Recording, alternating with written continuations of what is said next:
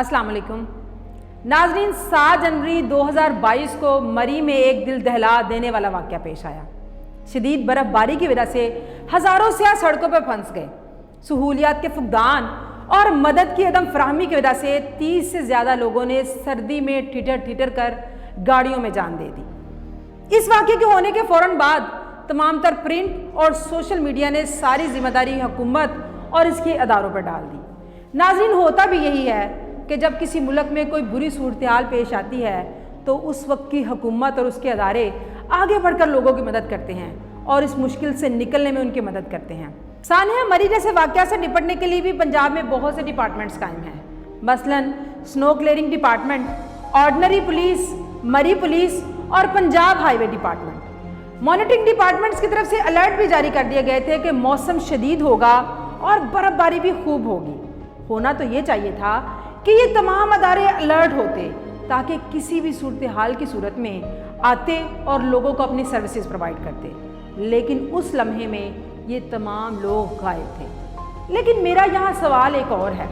मेरा सवाल ये है कि जब ये सानिया पेश आया, जब सर्दी से ठिठर कर लोग गाड़ियों में मरते रहे, तो उस वक्त हम लोग कहाँ थे? नाज़रीन, आए आज इस तस्वीर का दूसरा रुख देखते हैं, सुनते हैं एक कहानी और फैसला करते हैं कि अगर उस वक्त अदारे और हुकूमत वहाँ मौजूद नहीं थी तो हम कहाँ थे। नाज़रीन, आज से चंद साल पहले पंजाब से कराची जाने वाली तेज़गाम एक्सप्रेस जुलाई के महीने में सिंध के रेगिस्तान में ख़राब हो गई। ट्रेन में बच्चे, बूढ़े, ख़वातीन बदतरीन गर्मी में महसूर हो गए। वक्त के साथ साथ पानी और दीगर अशिया भी ख़त्म होने लगी। ट्रेन गर्मी की हिद्दत से तप कर बट्टी बन चुकी थी, जिसकी शिद्दत से बच्चे और ख़वातीन बिलखना शुरू हो गए। इससे पहले को कोई बड़ा सानिया होता और लोग गर्मी की शिद्दत से हलाक होना शुरू हो जाते।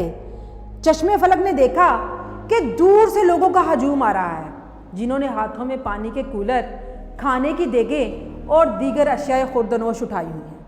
ये करीब में वाक़या गोट के रिहायशी थे, जिन्हें जब ट्रेन के हालात का पता चला तो वो बिलखते सिसकते मुसाफिरों के लिए अपना सब कुछ उठा कर ले आए। सिर्फ यही नहीं बल्कि इस सब का मुआवजा लेने से भी इनकार कर दिया। अब यहाँ 1 मिनट के लिए रुके। अब हम इलाका तब्दील करते हैं। सिंध से 900 किलोमीटर दूर ये मरी का इलाका है और तारीख है 7 जनवरी। शदीद बर्फबारी में हज़ारों सियाह फंस चुके हैं। गाड़ियों में पेट्रोल ख़त्म है, खाने पीने की अशिया ख़त्म हो चुकी हैं। लोग शदीद ठंड में अपनी गाड़ियों में महसूर हो चुके हैं। शाम होते ही सर्दी की शिद्दत मज़ीद बढ़ जाती है। गाड़ियों के हीटिंग सिस्टम काम करना छोड़ चुके हैं। सुबह होते ही खबरें आना शुरू हो गई कि इन गाड़ियों में फंसे लोग दम घुटकर मरना शुरू हो गए हैं। आखिरी इतलात आने तक 30 लोग, जिनमें बच्चे और ख़वातीन की तादाद ज़्यादा है, हलाक हो चुके हैं। मगर सलाम है मरी के लोगों पर, जिनके कान पर जूं तक नहीं रेंगी। आपको याद रखना चाहिए कि ये वही लोग हैं जो इन सियाहों को 10 वाली चीज़ 1000 में बेचते हैं। आम दिनों में जिस होटल का किराया 3000 होता है, सीज़न में इसका 15,000 रुपये लेते हैं। सिर्फ गाड़ी पार्क करने के लिए 500 से 1000 तक चार्ज किए जाते हैं। मगर इन लोगों को मदद की तौफीक तक नहीं। लोग तो मर गए मगर इनका असली चेहरा दिखा गए। ये होता है रवायात का फ़र्क, रवैयों का फ़र्क और तहजीब का फ़र्क। अफसोस, आज हम इदारे और हुकूमत तो बहुत कर रहे हैं, लेकिन हम अपना मुहासबा करना भूल गए। अगर उस वक्त इदारे और हुकूमत वहाँ मौजूद नहीं थी तो उन लोगों के बारे में बताइए जो वहाँ मौजूद थे। काश ये लोग वही जज्बा दिखाते जो सिंध के लोगों ने दिखाया, तो कम से कम हम कुछ ज़्यादा तो नहीं, हम ये ज़रूर कर सकते थे कि वो लोग मरने से बच जाते। लेकिन अफसोस, हमने अपना मुहासबा करना छोड़ दिया।